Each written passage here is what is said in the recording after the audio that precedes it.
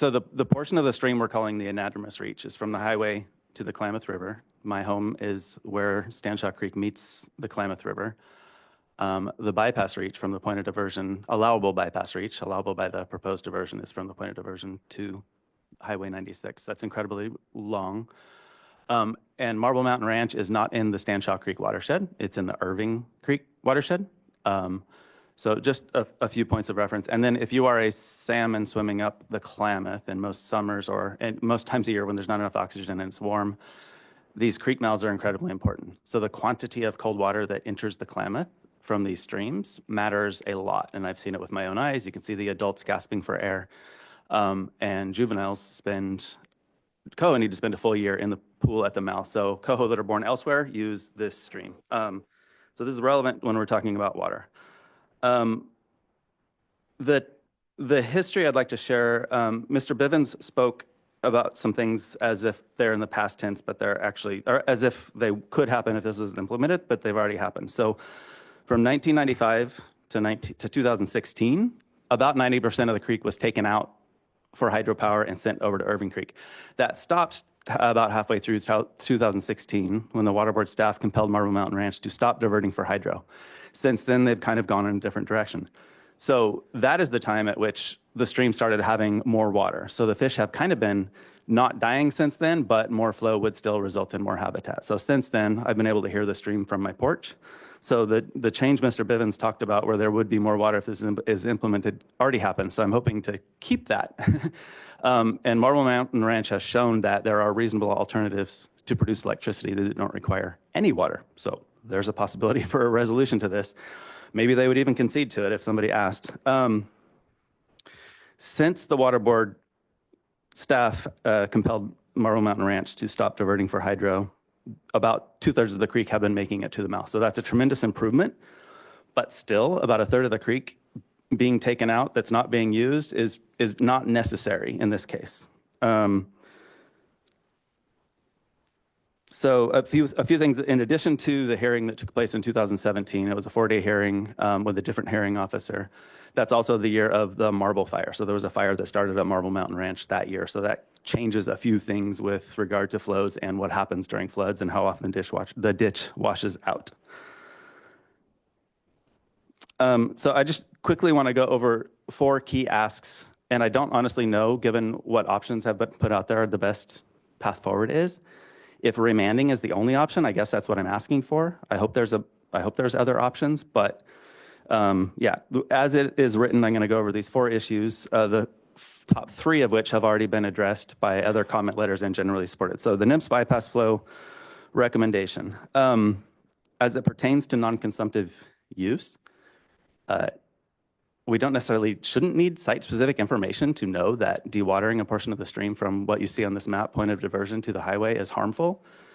It's kind of universally true, but nonetheless, there is plenty in the administrative record, including the recommendations from CDFW and NOAA Fisheries about what would happen, including the production of food and impacts on water quality. So putting the entire creek in a pipe, or most of it, from the point of diversion to the highway is kind of ridiculous and unnecessary. So the other reason the NIMS bypass flow is reasonable and necessary is because, and I think this is missing from the entire morning discussion, we can focus on justifying what the fish need, but this is one of the rare cases, unlike the other water disputes, where if we only focus on what the humans need, myself and Marble Mountain Ranch and the 3rd person up in the watershed, we can all have our needs met with less than 10%. So the fish could get what NOAA Fisheries has deemed and what the Richter study deemed highly protective without even cutting into our consumptive need.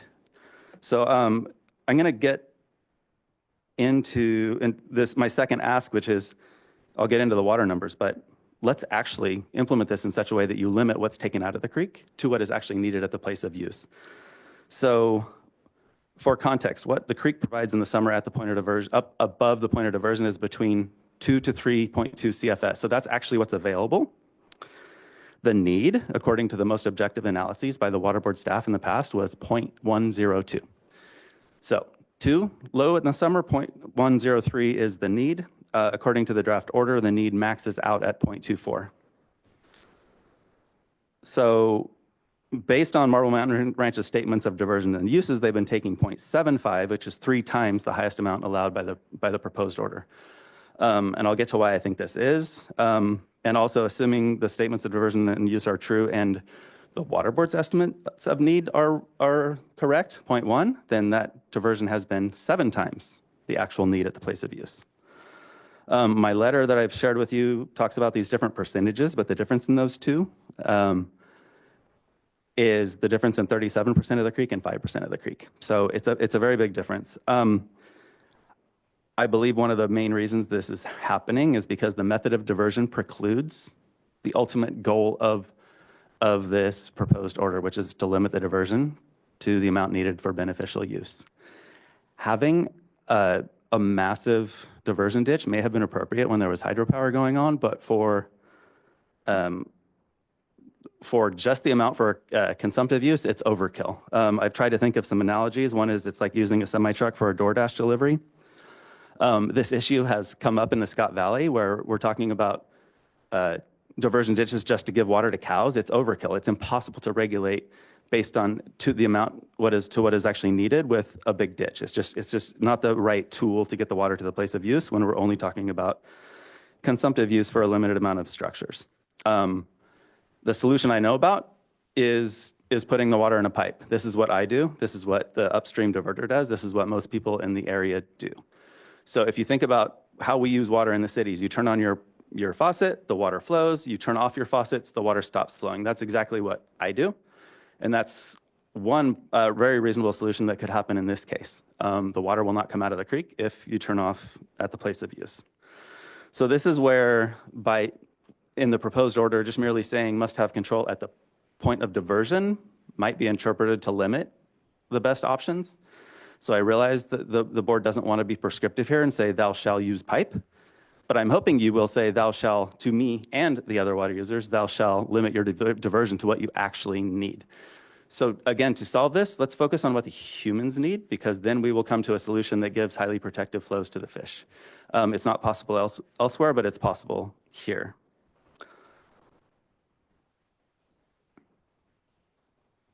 A few other reasons the method of diversion is unreasonable, and this is in the administrative record. It washes out in the winter. The pictures that have been shared with you, there's plumes of mud going into the Klamath River in the winter. It also happens in the summer when, if you're diverting using this ditch, if Marble Mountain Ranch is, to maintain their system, they occasionally in the summer have to turn the ditch off. What does that mean? If they're diverting 90% of the creek as they were in the past, the flow comes up, and that bypass reach carries more mud down. So the plumes of mud happen in the summer as well. So this is another issue that could be solved if we had a reasonable method of diversion. And finally, the issue of water for fire suppression. The draft order says periodic use of up to 3%.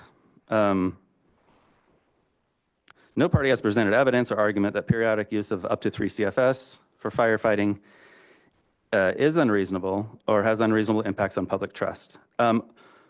First, this issue of balance against the need for fire suppression. If Marble Mountain Ranch took 3, there would be nothing downstream for fire suppression at my house.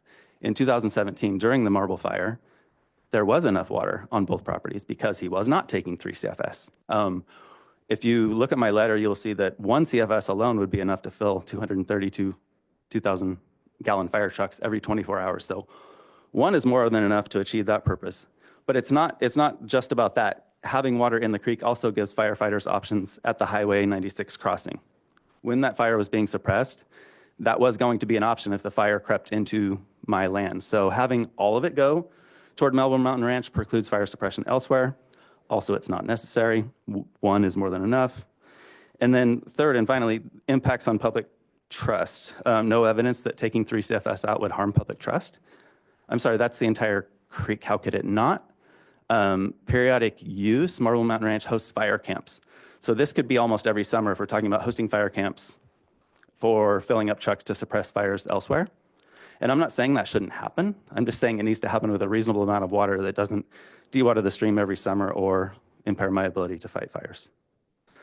During the Marble Fire, I think I mentioned there was enough water. I was able to rent a pump, put it in the creek. Firefighters said, if it creeps onto your land, we can use the stream on your land. So it doesn't have to be all one or the other. Um, I guess as many of you know, the Mono Lake case says harm to public trust resources should be avoided or minimized if feasible. In this case, it's very feasible to have high level of protection, 90% unimpaired flow, and still meet all the needs of the out of stream diverters, myself included. So let's focus on actual need at place of use, as opposed to fish need this much, humans get the rest regardless of how wasteful they are. This is unique in that situation. So it is feasible to implement the 90% unimpaired flow. I would be one of the 3 water right holders supporting it. I guess, yeah, in closing, I don't know what the best remedy is, but adopting this as is would harm the bypass reach. It could have basically no bypass flow recommendation.